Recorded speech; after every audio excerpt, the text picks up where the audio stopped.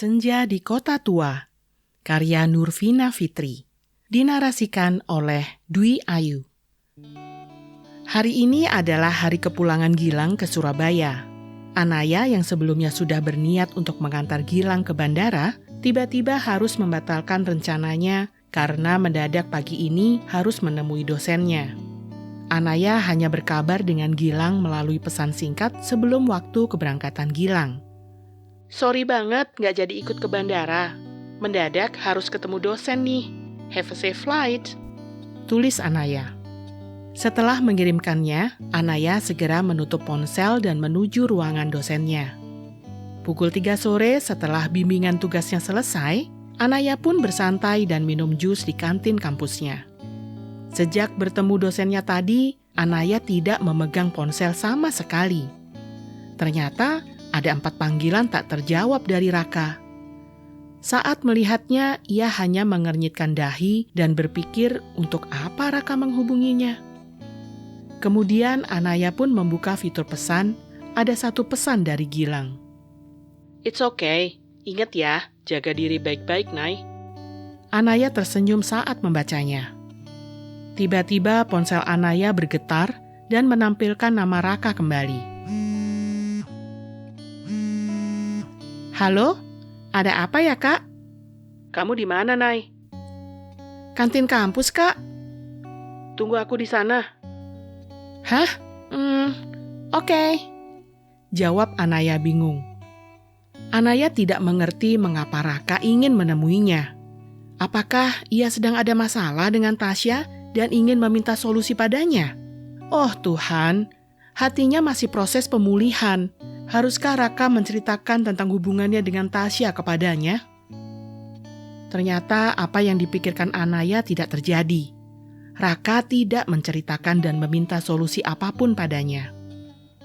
Saat tiba, Raka langsung meminta Anaya untuk ikut dengannya. Anaya bingung, sedangkan Raka hanya bilang bahwa ia akan mengetahuinya nanti. Motor Raka melaju dengan kecepatan tinggi. Mau tak mau, Anaya pun berpegang pada pundak Raka.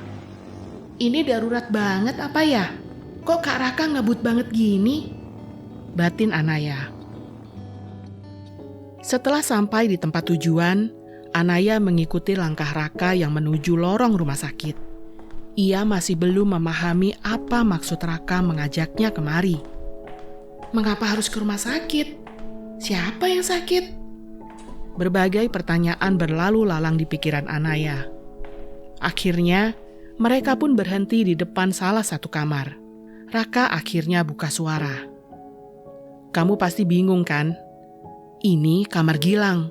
Di perjalanan ke bandara tadi pagi, Gilang kecelakaan.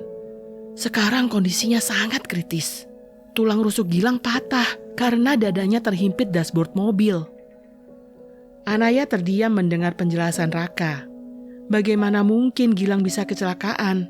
Ia baru saja membaca pesan masuk dari Gilang agar ia menjaga dirinya baik-baik selama Gilang pergi. Kakak ini siapanya Gilang? Kata siapa Gilang di sini? Kenapa Kak Raka bisa tahu kalau Gilang yang ada di kamar itu? Air mata Anaya mulai mengambang di kelopak matanya. Aku sepupunya Gilang, Nay. Sebenarnya aku tahu kamu dari Gilang. Gilang sering menceritakan tentang kamu ke aku. Makanya setelah keberangkatannya ke Surabaya, dia tahu kalau kamu satu kampus sama aku, dia minta aku untuk menjaga kamu, Nay. Gilang sayang sama kamu lebih dari seorang sahabat. Aku tahu betul perasaan Gilang sama kamu. Saat aku paham bahwa kamu mulai punya perasaan lebih sama aku memilih menjauhi kamu, dan aku bertemu Tasya. Gilang jauh lebih bisa buat kamu bahagia, Nay. Anaya terpaku mendengar penjelasan Raka. Ternyata waktu di Kota Tua, Gilang sudah menyatakan perasaannya yang sebenarnya pada Anaya. Mengapa Anaya masih saja meragukan rasa sayang Gilang dan menganggapnya hanya sebagai rasa sayang seorang sahabat? Di depan kamar rumah sakit ini, Anaya tahu kebenaran tentang hati Gilang. Air matanya sudah jatuh membasahi pipi. Ia ingin menemui Gilang. Ia ingin meyakinkan hatinya bahwa ia benar-benar menyayangi Gilang dengan rasa yang sesungguhnya. Raka menemani Anaya masuk dan melihat keadaan Gilang. Dada Gilang diperban, selang infus melekat dengan rapi di pergelangan tangannya. Banyak kabel yang menghubungkan reaksi badan Gilang ke semua alat yang ada. Tampak beberapa luka lain yang juga terdapat pada tubuh laki-laki itu. Mata Gilang masih tertutup. Anaya menggenggam tangan yang dipasangkan selang infus itu. Tangan Gilang, sahabatnya yang begitu menyayanginya dan begitu pula sebaliknya. Mata Anaya lurus menatap wajah Gilang. Raut wajah itu tampak begitu tenang. Anaya pun berbisik di telinga Gilang sambil menahan air matanya. "Hai Lang, ini gue Anaya. Maaf, gue baru sadar sama perasaan sayang ini. Telat banget ya gue. Lo ngapain sih tidur di sini? Kita ke kota tua lagi aja yuk. Lihat senja di sana. Jadi cepet bangun ya. Gue sayang sama lo."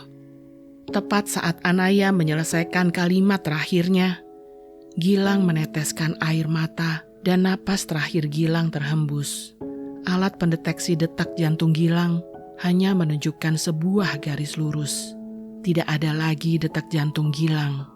Gilang sudah pergi dengan tenang setelah mendengar kalimat terakhir dari bibir Anaya.